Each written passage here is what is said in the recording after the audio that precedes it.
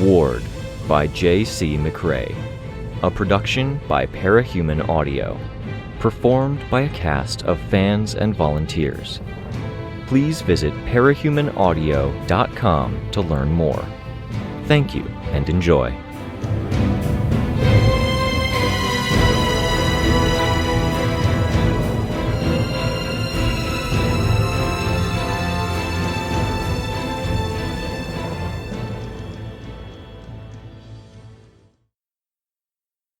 Arc 11, Blinding, Chapter 3. "I've got it," Natalie told me. She squeezed past me to get to the door, took the keys I had in the flat of my hand and opened it, stepping inside to hold it open. I had Kenzie in my arms.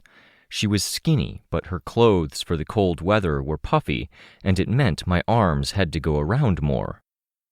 My arm still twinged from the gunshot wound in the left bicep, and my right hand had bandages around it inside the glove, though the skin was on its way to healing. Kenzie, meanwhile, was resting her face against my shoulder. When the cold weather had blustered, she had ducked her head down, and she hadn't lifted her head back up. The kettle was already starting to boil in the other room as we kicked off boots and got ourselves sorted in the front hallway.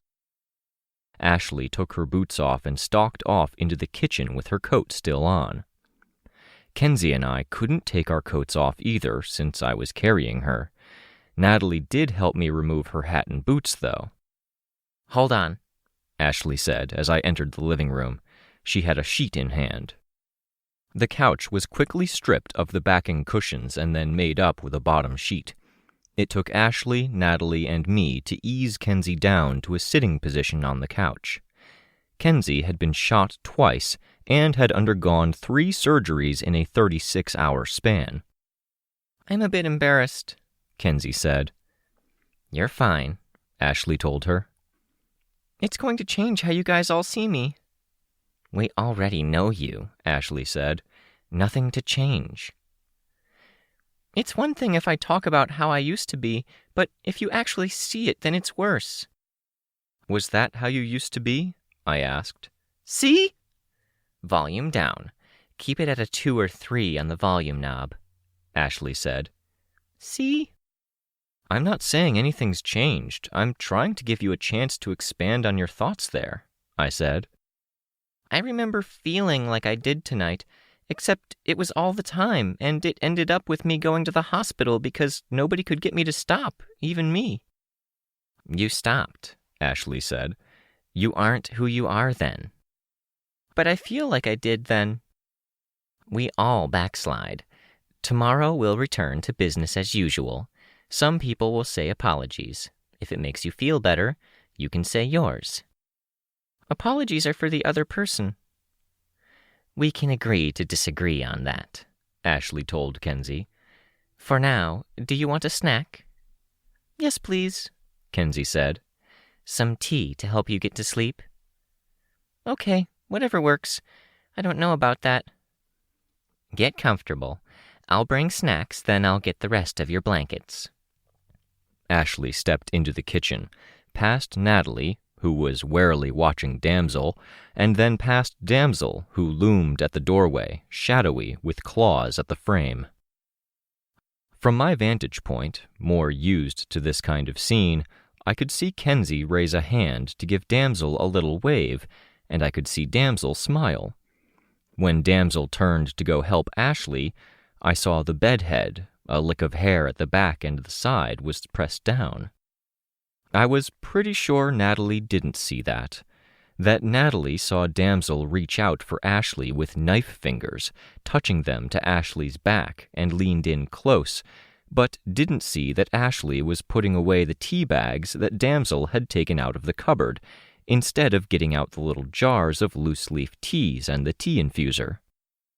"This wasn't what I expected when I thought about having a sleepover," Kenzie admitted. She smiled. "I thought it would feel happier." "Tomorrow will be brighter," I said. "I feel weird not having my tech. You said to leave it behind, but I'm used to falling asleep to the glow of the screen." "It'll be good to try and sleep normally," I told her. "No late-night tinkering, Eat, drink, sleep, enjoy your time with Ashley, recharge. I recharge by plugging in, though. You're human. You're a mammal. As much as any dog, cat, mouse, or elephant, you should be able to enjoy a good nap, warmth, companionship, and treats. They're universal. Kenzie drew in a deep breath, then huffed. Are you staying, Natalie? I don't think so. Even if I was welcome, I think I should really be back at my apartment, getting organized for going back to work. I'll stay long enough to make sure you're comfortable, and then I'll be by first thing in the morning to pick you up. Okay. I'll be right back, I said. I checked on the Ashleys in the kitchen, and they seemed to be fine. Ashley had her arms folded while she leaned against the counter and was inaudible as she talked to her sister. Does she need something? Ashley asked as she saw me. Do you? I'm just going to get sheets and blankets to make up her bed. There's a nice throw in the drawer under the coffee table. When you go to the closet for sheets, get the ones from the top shelf. Someone lacerated the nicer sheets. I bought the nicer sheets, was the response. With our shared money. If you refuse to fix your hands, you can get to sleep in rags like a peasant. I rolled my eyes and headed toward the closet door. Natalie was talking to Kenzie in a quiet voice while Kenzie was lying down with her head on a throw pillow. I stopped to watch for a second. In the other room, I heard the continued dialogue. The hands are not changing, my dear whitewashed clone. I'm happy with them. They'll be needed when I go. Go? So you've decided? It's crowded. I've deigned to give you free rein, let you have your guests. Guests you like. Also, this is my apartment, paid for with money they gave me for my help in research. That I contributed to as well. I earned my due, and you'd have nothing without my share of it. I'd have something. I'm disappointed either way. You're better than this. I'm better than this.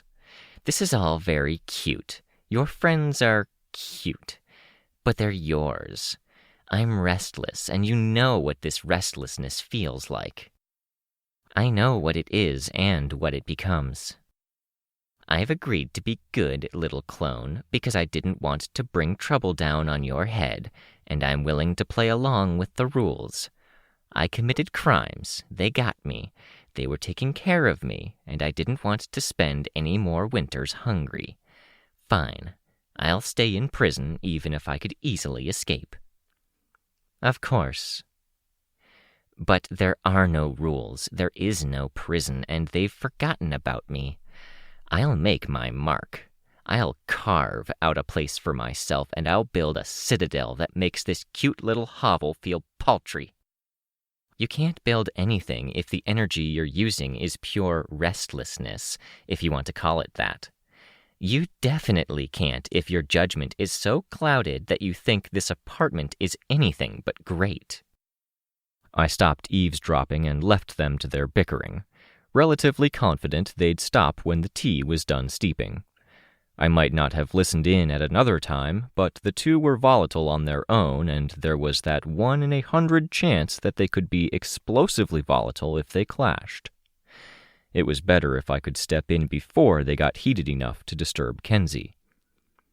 I gathered up the blankets from the closet, stole a pillow from the bed, then took it all to the couch.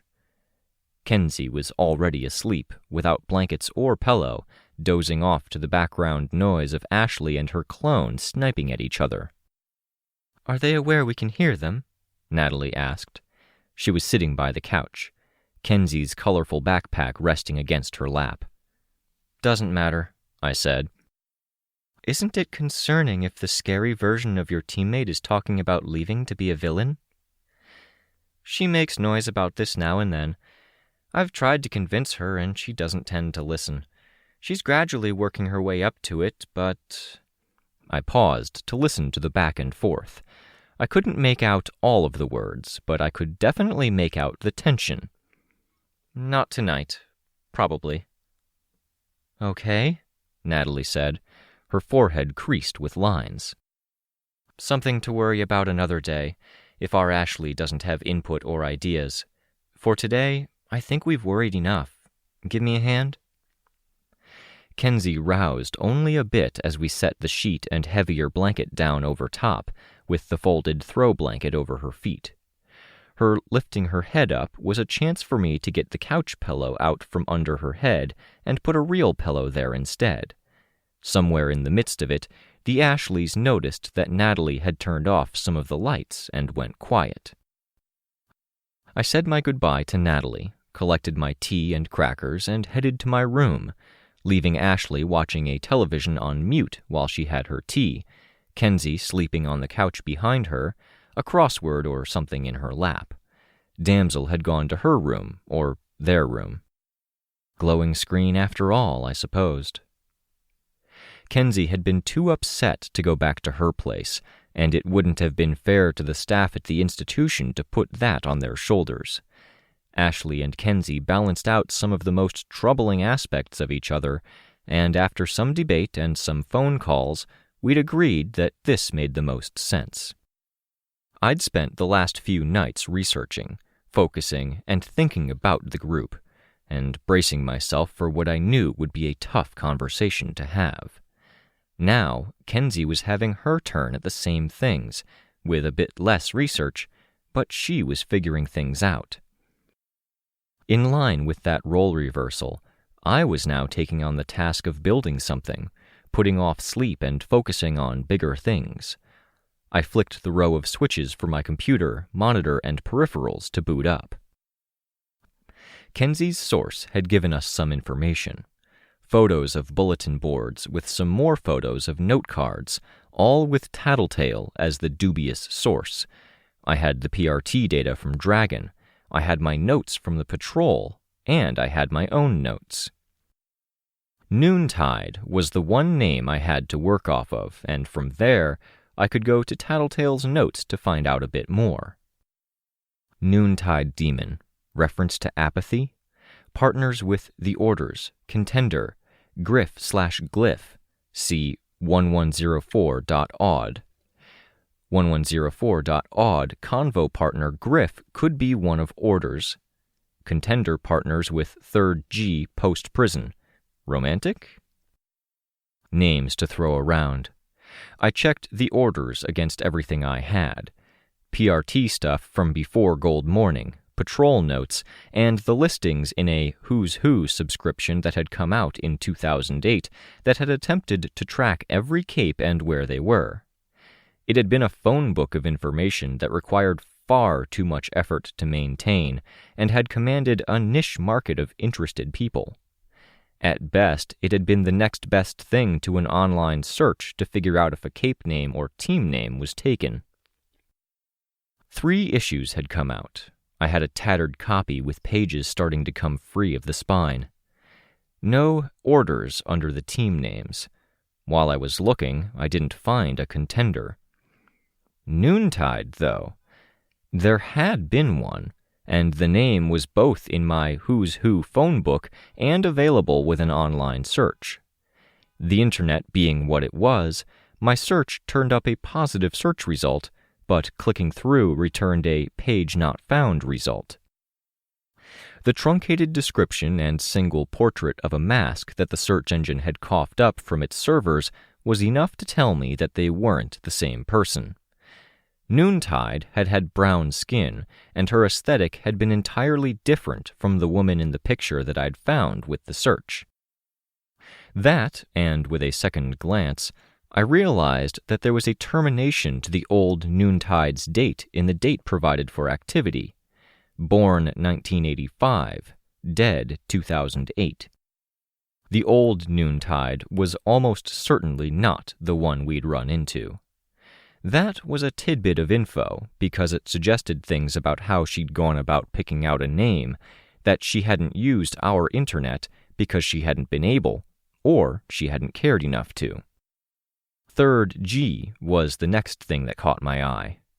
My first instinct was to think of 3rd-generation capes, capes with parents that had been the kids of capes. My second instinct was inspired by the mention of the prison. Goddess. I was left with the niggling feeling that more people had disappeared after Goddess had attacked the prison, and very few people had appeared. Who was involved that hadn't wanted to go back to Shin? The third member of Goddess's cluster, potentially? If so, the patrol was working with the wardens to keep tabs on a limited suite of parahumans. Because of the danger Goddess had posed, and because her cluster was paranoid about being targets and about being weak, her cluster had asked for protection. The wardens hadn't been able to provide a safe house and around-the-clock bodyguard, but they had provided some guidance. 3 members of the cluster were gone, Goddess included. 2 had joined the wardens, becoming employees.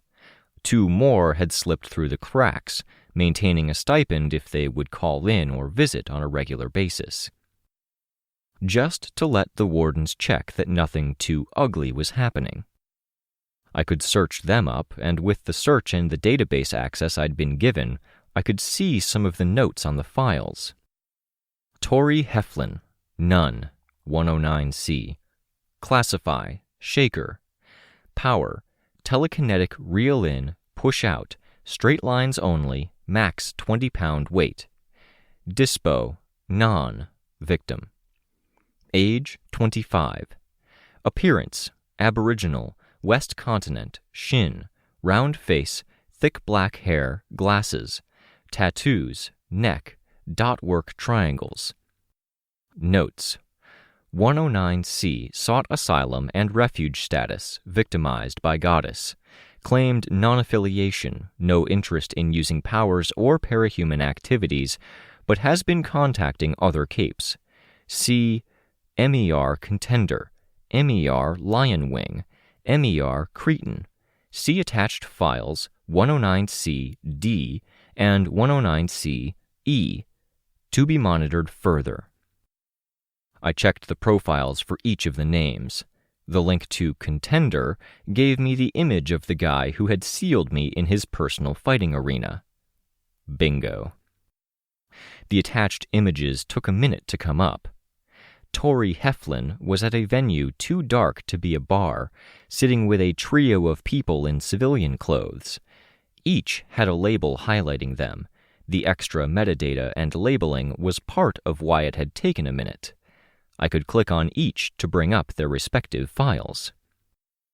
Tori was brown-skinned and round-faced, small and of a build that someone might term cute, but she had a mean look on her face in each of the attached files. The others at the table drank, but Tori didn't. Instead, she apparently smoked up a storm, favoring cigarettes with blue paper and a blue glow at the end. I'd seen them before. Blue flames or something. In the time it had taken her buddies to finish several beers, she had downed an equivalent number of cigarettes. Her unlabeled friend was mixing drinks and smoking, coming just shy of her in smoking and a bit shy of his friends in drinking. If I had to judge by the glasses beside him and the butts he'd stubbed out in the ashtray among Tori's blue flames. He was unlabeled, but I knew him. I'd seen him as a civilian in past shoots with the time camera, and I'd fought him. Kingdom Come. The light-haired woman next to her was leaning heavily into her personal space, and Tori didn't seem to either welcome it or hate it. One photo where the blonde sat with her tattooed arm pressed hard into Tori's shoulder, and another photo where the woman had an arm around Tori's shoulders, half leaning into Tori and half onto the table, clearly tipsy. The woman was Lion Wing, and she, too, had cropped up on the time camera. When we'd first seen the pharmacist, Kingdom Come had been there, and so had a strawberry blonde woman with a tattooed arm and a cat mask. I clicked the label, and I brought up a page. Lion Wing in varying costumes. She had light armor she wore when in the field, along with a sword and a triangular shield that had decorative arrangements of spikes at each corner. A bit of a gladiator look. The last person sitting at the table was Cretan, muscular, with a shaved head and goatee. Clicking through produced a blurry picture of him standing in the midst of fires.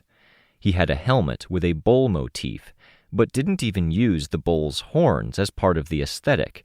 The helmet hugged his head pretty close, and the bull arched over the top like a mohawk, its eyes lining up with his. His armor was similar, hugging his body pretty close, with the design etched in or marked out in white metal. Okay. Making sense of this, the pharmacist had been allied with Teacher. Teacher was connected to the hyper-religious nuts from Earth Chite, with some Fallen and Kingdom Come roped into that. They or Teacher had hired 6 mercenaries. Contender, the one who had created an arena, Noontide, who had tried to put Sveta and I to sleep, and the Order, a quartet of capes we hadn't seen yet, with only 2 of them in my picture here. Attention had been drawn to them only because Tori had claimed to be a victim in the goddess debacle, had asked for help as a non-threat, and had then started hanging out with people who hurt others for money. Why come after us or send the mercenaries after us? Because they'd already been caught on camera and someone had told them they'd need to keep it from happening again? Noontide's lack of research for her name was odd, but it made more sense if I reconsidered things from the angle that she wasn't from Bet.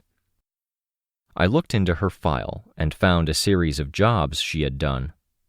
It was stock work for a mercenary, with bodyguard work for a celebrity, theft, and teaming up with another team to rescue a girl that had apparently been kidnapped by some people from the construction workers' riot that hadn't been willing to let things go. She was a mercenary. There hadn't been any lying about that. Was this dry resume a cover? Was she up to something else? Contender, at least, wasn't Chite or Chite in disguise. He had a history and had gone by another name before. He'd been the Pug, short for pugilist, and had taken bids on sites to pick fights with capes prior to Gold Morning. He'd evolved toward the tail end of that embarrassing debacle, taking more serious money and going after kill orders, all the while refining his skill set. He'd had a break, Gold Morning had happened, and a few months afterwards he'd emerged as Contender. Then, as I turned my focus to the Order, I found them to be ghosts. Some jobs, but they hadn't existed a month ago, and they apparently worked together and socialized as a tight-knit team. That didn't happen. Not with people who'd appeared so spontaneously and simultaneously. Chite again? Insidious, if it was the case. Foreign agents operating as mercenaries, maybe picking and choosing the jobs they did, meeting other capes, sounding them out, and manipulating the ones they saw as vulnerable. No, it was worse than that. They'd permanently scarred our horizons, torn up a chunk of our city, and killed a lot of people. People we cared about. Jessica was gone. The cracks that radiated out from that wound and the loss of some of our best wardens and warden staff had laid the groundwork for Goddess to take the prison. They'd done that, and then they'd fucking insinuated themselves into the background of our Cape scene, foreign agents acting as mercenaries. I was left to wonder if Tori was among the scared and vulnerable that they'd positioned themselves to snap up. A clustermate of the Lady in Blue? I began looking into other jobs they'd done, going back to Noontide's record, then extrapolating to people she'd worked with. The patchy notes meant that even if Contender wasn't listed as being on a job, I could find a note where Cretan was listed as being on that job with Contender helping. I was in the middle of a frustration-induced note that I was planning to send to the wardens about cross-referencing when I heard Ashley using her power. A sound like ripping, a sound like nails on chalkboards, and a sound like thunder all rolled into one.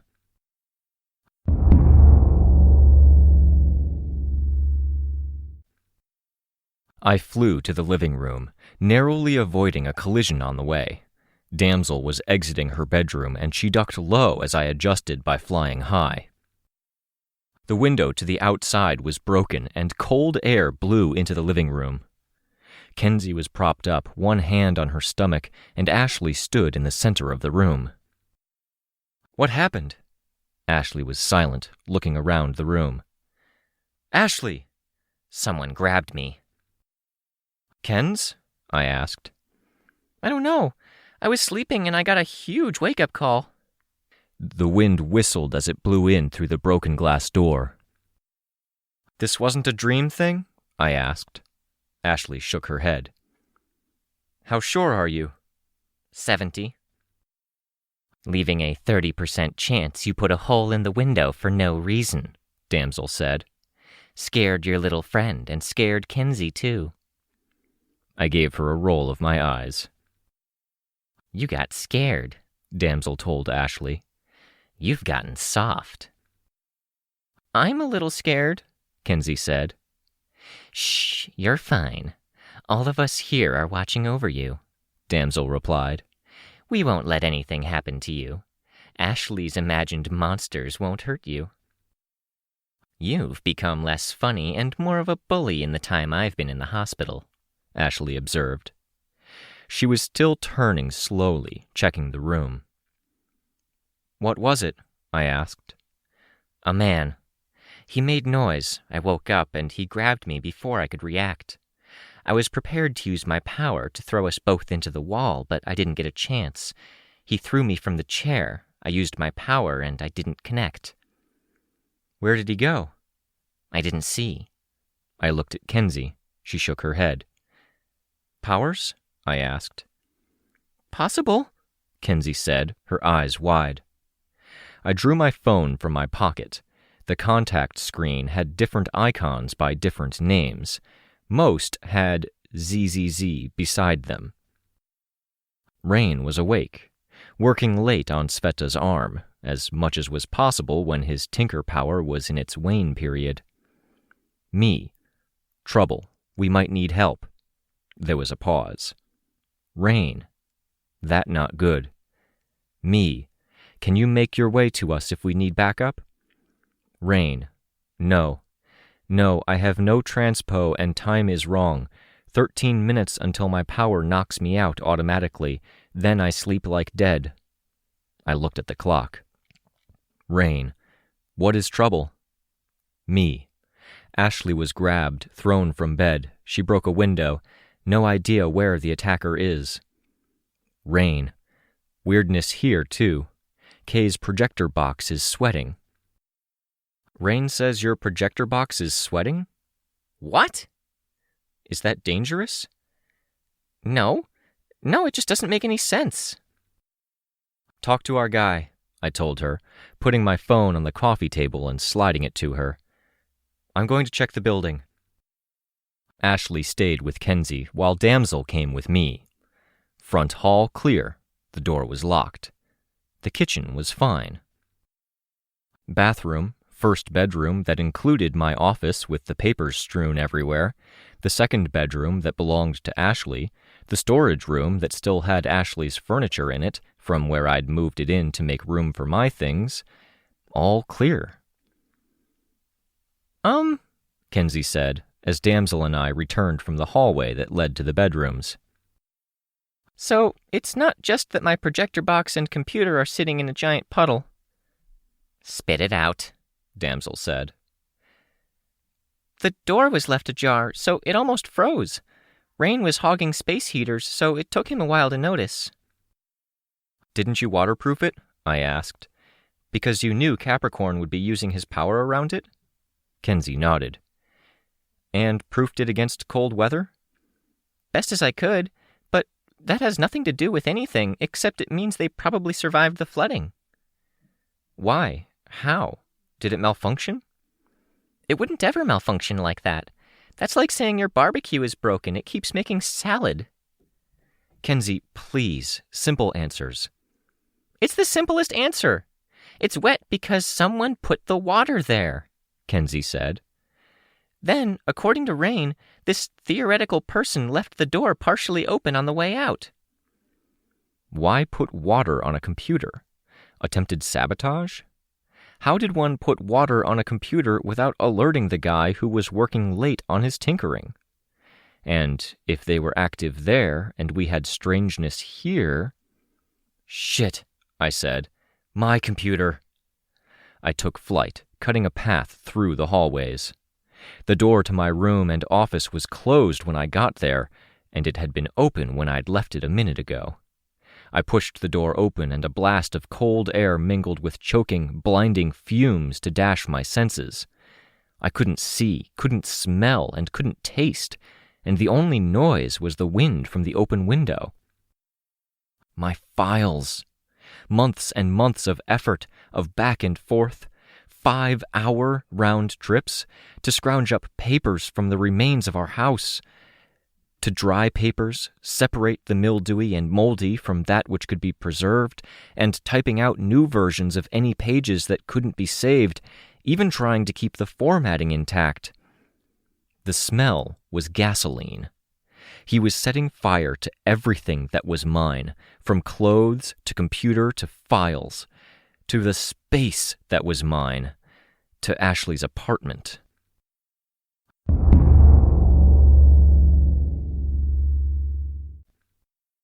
The others caught up to find me standing there in shock, covering my mouth and trying to avoid the kind of coughing that prompted more coughing. What the hell? He took my feathers. I turned back to look at Kenzie. They're important, and they're not on the coffee table. Important. Priorities. I shook off the shock and took stock. The fumes filled my room to the point that it was hard to enter. "Get to safety," I called out to the others. Then I covered my mouth and flew through.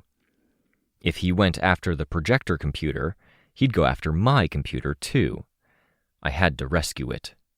If he was after fire or torching any and all evidence, then I had to deny him that. A contest of parahuman against parahuman broke down to a game of denial and control, even if the power was strength. When my mom stepped onto the battlefield, her ability to succeed was dependent on getting to where she could hold her weapon near her opponent's vitals, and her opponents couldn't respond or react. That was the end state. For Crystal, it was about getting high, dropping force fields in the right places or using them to protect herself and deny her opponents the ability to hurt her. So long as she held that high vantage point, any place that was in her field of vision was a place her enemies couldn't go. For my dad, a thrown grenade created a radius around it where enemies could do nothing but get away, if they were even afforded the time. Failing to do so meant they were concussed at the very least. He essentially maintained a broader circle around him where he could quickly deposit grenades, and the only way to fight him without facing an endless onslaught of light grenades was to stay out of his range, which extended about as far as a strong man could throw a head-sized rubber ball.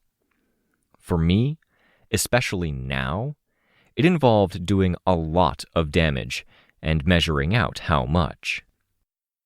Little things could be fixed or handled later. I flew up, grabbed a bookcase, and used a pulse of my strength to haul it over. It crashed down with enough force to create gaps between floorboards where there hadn't been any. There were books and papers on it, but the bookcase was metal, and with any luck, it would interrupt the flow of fire across the accelerant. It might buy time if the fire came from the hallway, or if the fire was traveling from here to the hallway. I flew to the window, my mouth still covered. No sign of anyone outside, no flame, no lighter being used or match being struck. I flew to the bookcase. I'd be sealing myself inside, but if worst came to worst, flying through a wall wouldn't be making the damage that much worse. A hand seized me by the throat from behind. A sharp blow across the back of the head disabled the wretch before it could even unfold, and I was pulled away from the bookcase. He'd never even left the room.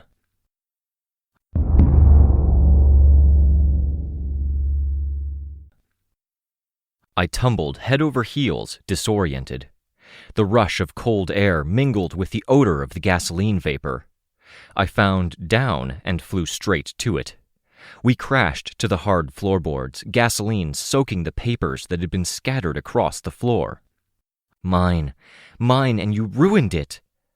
In the wrestling match, each of us exchanged places, one of us on top, the other with back to ground.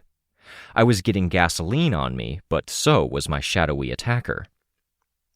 I saw the hand reach for a weapon and grabbed his wrist. A taser. As quickly as it had been grabbed, it was dropped. The spark would be a mistake given our current battlefield. The computer's black screens. Hopefully, the breaker switch for this room was down or the connection was otherwise a failure, because those computers being on meant any number of infinitesimally small ways to ignite the gas. The computers. I had to remember my goals. Even though our attacker was in my hands, it was better to deny the control of the situation, as I'd done before. I forced my way out of his grip, then barreled straight for the desktop tower that was my at-home computer. Cables were all still plugged in, keyboard, mouse, and monitor were plugged or even screwed in. I tore at them, letting the easier ones fall free, forcing the remainder. The aura was affecting my attacker.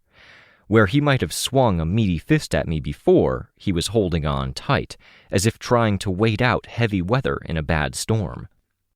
As I tried to fly away, he clung to me. There were too many things to focus on between the computer tower, the damage to property, the gasoline that could easily see the neighborhood go up in smoke, and my own well-being. I shoved my assailant off me, then flew closer to the ceiling, holding the computer tower with its stray wires dangling down. Winning the fight wasn't important. Coming out ahead was. My notes were everything. Flying out of reach, near the ceiling, I had a view of the entire room.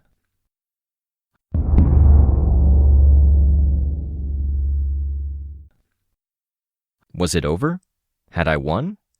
Well, won insofar as I'd denied him what he wanted. I shut the window. 2 bullets to the back of the head. The first will take out your force field. The other will end you. Drop the computer.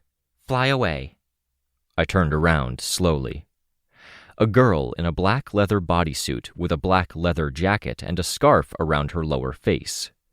The face I could see was covered in a gray mask, with eyes slanted to match the angle and slant of a woodland animal, each lens an opaque black. That's not flying away, Imp told me. That's standing your ground. She was holding up a lighter. I was very worried the vapor in the air would ignite. Put that out. We can talk, I told her. The lighter flicked closed. I'm not here to talk. We had a good working relationship a couple of days ago. That was then, she said. Put the computer down. You're going to tear out the hard drive.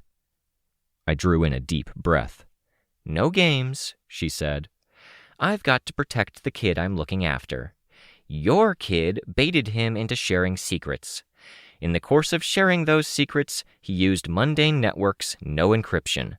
People have seen. Some of those people are mentioned in the pictures. Sounds like a failure on your part. It's a problem for all of us, Glory Girl, but the kids are most important. My volume raised. It's a failure on your end, and our home has to burn to the ground? Fuck that! The people who were alerted are going to pay more attention to you, Gigi. If they think you got nothing, if you avoid making specific searches about names, and if there's a nice fire to assure them that all the evidence stops here, the buck stops there. It's never as simple as that. This isn't about protecting us. This is about protecting you. Us, not me, Imp said. I'm armed, you're not. Let go of the computer. Let it fall to the floor. If it sparks, just do it, she said. I did. It clunked on landing. There wasn't quite enough accelerant or anything on the floor here to allow for a splash. I've been really nice, Imp said. I could have humiliated you. Instead, I'm sticking to non-lethal weapons and careful use of fire. Uh-huh. Stay where you are, she said, keeping the pistol on me. I could use the wretch, I knew. It had reach, it was invisible, and if it got her, it would pull her in close and tear her to pieces. Except, I didn't want to be that kind of person, and the computer by my feet was in the wretch's reach, too. I could trust an invisible hand to probably seize her outstretched hand, but I couldn't trust anything else. The gender confusion from earlier was resolved as I glanced back and saw how one of her arms was altered. It was hairy, veins running down the back of the arm, and it was a little longer than her usual arm. The bodysuit's fabric didn't roll past the thickest part of the bicep, so she had rigged some other kind of detachable sleeve to pull over and up to the shoulder. Her power hadn't effectively covered it, so it regularly figured into my processing of the scenes, and it lingered in my head even as the rest of her threatened to disappear while my focus was entirely on her. I'm going to need you to move the bookcase, Gigi. I locked eyes with her. She motioned with the gun, tilting her head so the lenses of her mask caught the light in a different way. I used flight and a bit of strength to move the thing. It screeched loudly with the motion. I wasn't even done moving it when Imp pushed the door open. She immediately leapt back. I could hear Ashley's power, almost entirely hidden by the ragged sound of the bookcase moving over hardwood. Ashley or damsel was approaching, and I could hear the sound of it. The power shredded the door and the surrounding frame as she stalked forward. It was damsel, and her claws contained a large sphere of destruction, annihilating everything in front of her, flickering and storming as power ran through it.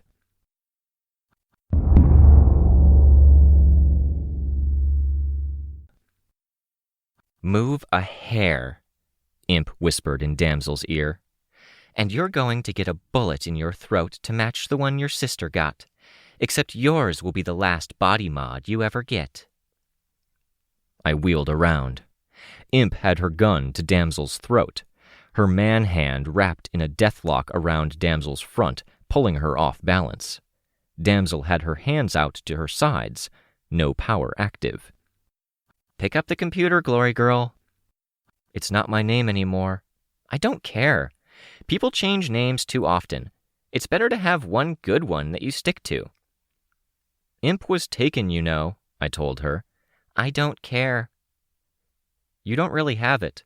I don't care. Pick up the computer. Fly it to the ground outside the window. No games. I pushed out with my aura again, but I kept it subtle, barely noticeable like Rein's often was. I began feeding it to Imp with damsel as an incidental target. Now.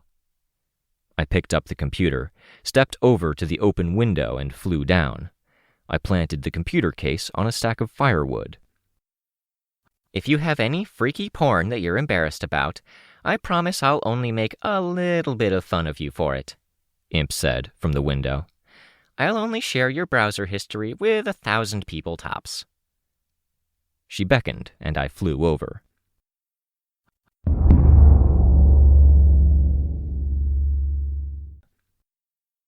I was flying, and I had someone in my arms. The nose of the gun jabbed into the soft flesh beneath my jaw, forcing my chin up. I was still tempted to drop her. Instead, aware as I was outputting a bit of my aura, I slowly ramped it up. If I could do the boiling a frog trick... Down by the red cloth. I know it's hard to see in the dark, but do your best. There was a red cloth tied to a post. I flew to it.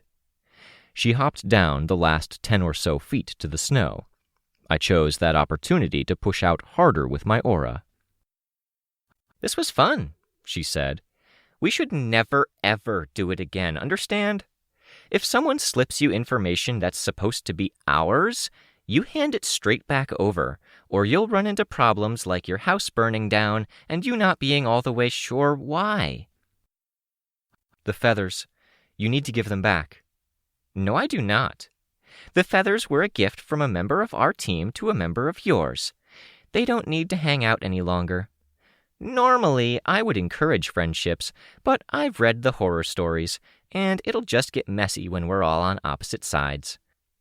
Trust me, I did that back in Brockton Bay for a bit. Kid hero and me. Bit of romance. Got awkward when it ended. Really? Who? Not kissing, not telling. Instead, I am... She drew a flare gun out of her pocket, and with pistol in her right hand and flare gun in her left, kept the former trained on me and the latter aimed at the window.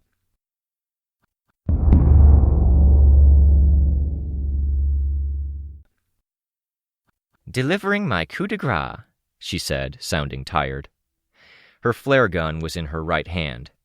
And I'll do it on my first try like a badass. Damsel is up there. It's not badass to kill people. That's complete and utter failure for anyone civilized. She's not up there, not anymore, Imp said, sounding even more tired. She's at the side, trying to flank me, still. Imp indicated a corner of the building, about 40 feet away. I ramped up my aura. Stop, she said. So that was her limit for tolerance. I pushed harder, and I set my jaw. If you think that's going to mess up my aim, you should know I thrive under pressure. I heard Damsel using her power. Stupid, Imp muttered. I heard Ashley using her power. A little more oomph, more of an eruption of power than a jetting out. Unpredictable, uneven, but it gave her momentum. Those 40 feet of distance closed fast. Multiple blasts, and each one carried one of the two in a different direction. They zigzagged through the air, one pale shape and one dark one, and converged on Imp with the same timing, each set to collide with her in the same instant.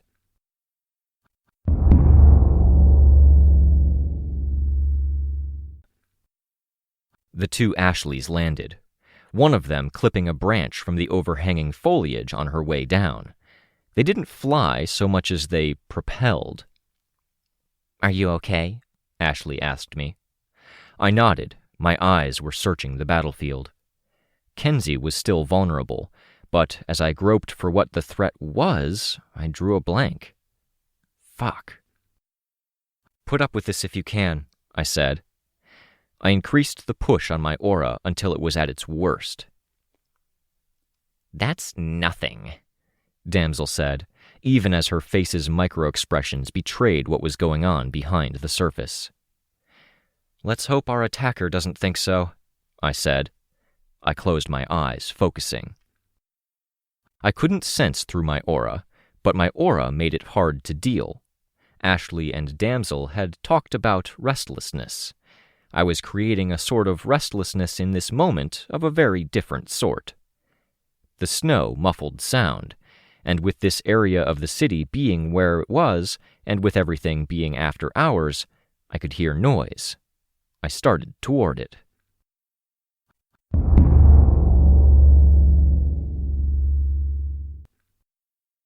We were moving in a direction, and with the weather being what it was and me not having a coat, it was easier to keep moving.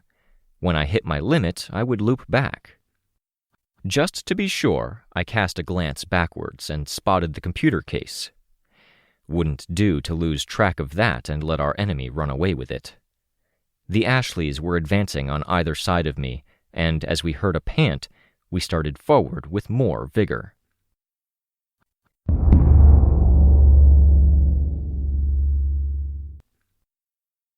You're being irritating, Imp whispered in my ear. I blinked. The Ashleys had fanned out a bit more to either side, and Imp had me, gun to my throat again. I'm trying to be nice. I've been avoiding murder. Me too, she whispered. You try anything, I double tap you. And while we're on the subject of doubling, we're doubling back. From the woods behind Ashley's place back toward the rows of buildings. The Ashleys had noticed and were approaching cautiously.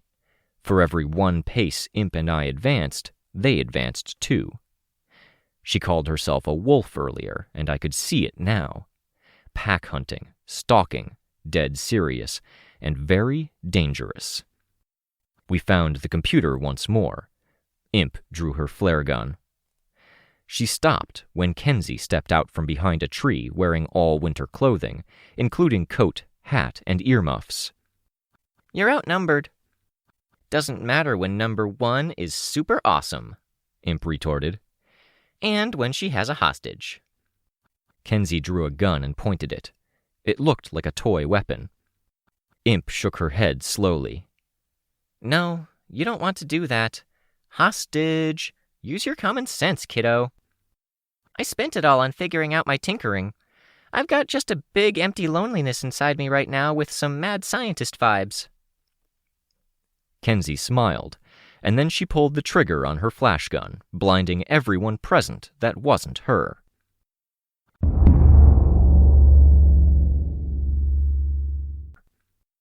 Snuff held the door open for Tattletale.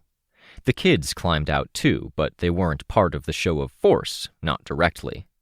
The heartbroken kids ran around and headed toward the mall that was at the far end of the parking lot, the older kids, who were apparently in charge of them, hurrying after.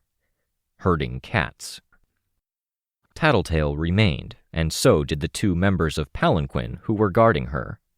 Imp was with her, but Imp was still blind. It had been a few hours. I'd had the presence of mind to fly away before more shots could land, so it had been about 25 minutes for me, where I hadn't been able to see anything except hot white spots. Rein and an unhappily awoken Tristan and Sveta were with me. Not bringing backup just hadn't been an option. Chicken Little seemed to want to go with the heartbroken, but instead Snuff positioned him at Tattletale's side. He had a hangdog look for someone with a hard, full face mask. A few of the heartbroken lingered, Chicken Little's age. Perian and Foil lingered too. I gave Foil a nod, and she nodded back. Kenzie was with me too, in a sense. She didn't get out of the vehicle. She sat in the passenger seat, feet swung out over the side. She had her costume on. Let's try this again, Tattletale said. Are you sure? Because your approach of burning everything we cherish and love to ash to protect your info is a great plan. Works for me, Tattletale said. I shook my head slowly. You gotta scrub it all. You didn't get it fair and square, and some of that is stuff only I and my sources know that the kids don't pay much attention to. When people start blabbing about details that only I'm supposed to know, it makes my sources jittery. Some of them are in very dangerous places. Sounds like you got sloppy, Tristan said. Having a thinker hunting us down and forcing us to relocate regularly is what makes us sloppy, as it would for anyone. Now, you don't want to be casualties of that sloppiness. Work with us, I said. I don't like you, you don't like me, but I could help you figure something out. You're making too many enemies. Profitability. Fuck profit, I interrupted. Fuck that. And simple logic. Tattletale raised her voice. She stabbed a pointed, painted fingernail in my direction. If we spend too much time around you, your enemies become our enemies. If you have a lot of enemies, which you do, then that fucks us. And if you refuse to cooperate with us and play ball, then we let your intel leak, including that information about sources, and your allies become your enemies. You're really willing to play hardball? Tattletale asked. Give Kenzie her feathers back. Let the kids talk. You realize what a monster she is, don't you? I glanced back at Kenzie. Nothing resembling a monster, and I'm an expert. Because you spent 2 years as one, of course. I looked back at Tristan, who held out my bag for me. I put it down, and as I reached for it, Snuff tensed. The palanquin mercenary, who looked like an ordinary person, tensed as well. "Files," I said. I moved slowly as I drew the paperwork from the bag. Tristan was the one who took the files and handed them out, some for Parian, some for Foyle, and some for Tattletale. All of the information on the Order and the mercenaries I'd picked up, the PRT files. "Your files are more up-to-date than mine," Tattletale said as she read. "You found a central network server?" I was led to one, bargained. "The details on Pug?"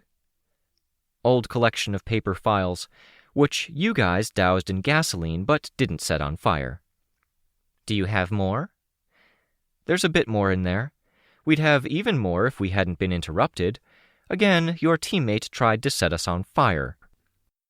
"You're building a narrative here," Tattletale observed. "It all ties back to Teacher, I see." "Yeah," I replied. "An awful lot of it. Fallen, the baiting of Goddess, the portal attacks." "I'll provide you with a tidbit of information, then. If we're going to deal, the feathers first. They're important." "Fine, I'll agree to that. But Chicken Little is still grounded. He can't talk to his friends on the phone." "Some conversation." "I'll cut 20% off his sentence of being grounded forever," Tattletale said. She glanced back at Chicken Little, who ducked his head. "Seriously," I said. "At limited times per day, or a limited number of messages," I suggested. I heard Kenzie groan behind me. "That would be workable," Chicken Little muttered, barely audible. "Feathers and chat. Some meetings allowed if they're both on good behavior. I've read her rap sheet, and I want to make sure he's protected." I looked at Tristan, then at Rein. They looked so exhausted I doubted they were processing. I looked at Kenzie, who nodded. "Sure." "We'll negotiate. You want in bed with us, you're in bed with us. Congratulations, we'll share resources." I nodded. "Fine," Tattletale said. "Let it be known I'm immensely unhappy with this." "That's allowed," I said. Behind Tattletale, I saw Chicken Little's leg jiggle slightly. Surreptitiously, after he looked left, looked right, and checked that nobody on his team was looking, he turned his hand to one side, extending the smallest of thumbs up. I looked back at Kenzie, who nodded. Tattletale heaved out a sigh. She waved Imp forward. Imp met Rein halfway. She handed over 2 feathers, and he took them back to hand to Kenzie. Important to do this. She needed a friend. And I supposed we needed the intel. "You're wrong, though," Tattletale said. "Wrong?" "These mercenaries you're looking at? They're Chite, your notes are right. The Order is a reference to a verse in their texts. The thousand-eyed beasts, front and back. Lion, that's your drunk girl. The ox, your bull guy. You've also got the beast with the face of a man and the eagle. They're tied up in the 4s that run through the texts. 4 apostles, 4 virtues, 4 whatevers." "I think I know the verse," Rein said. "We have it too." "Good," Tattletale said. "Why is that important?" I asked. "Because it means they're hardcore Chite, which you guessed.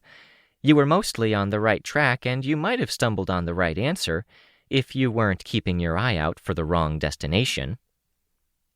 "The wrong destination?" "Teacher," Tattletale said. "He doesn't have control of his group, so he's not pulling their strings. He's happy doing the prison thing, fucking with Goddess, tearing up holes in reality like the one across Brockton Bay and the ones in the heart of the city, but his people turned their attention to people caught in time loops, stasis, other fuckery like that, and Teacher drew the line there. These guys here?" She tapped the paper before continuing. "The mercenaries from another world? They split from Teacher over it." "Are they after Jack?" I asked. "Worst case scenario." Tattletale shook her head. "They're not that reckless, no. One of the names raised was closer to home than Jack. And while the shit with March is going on, the Undersiders can't go home.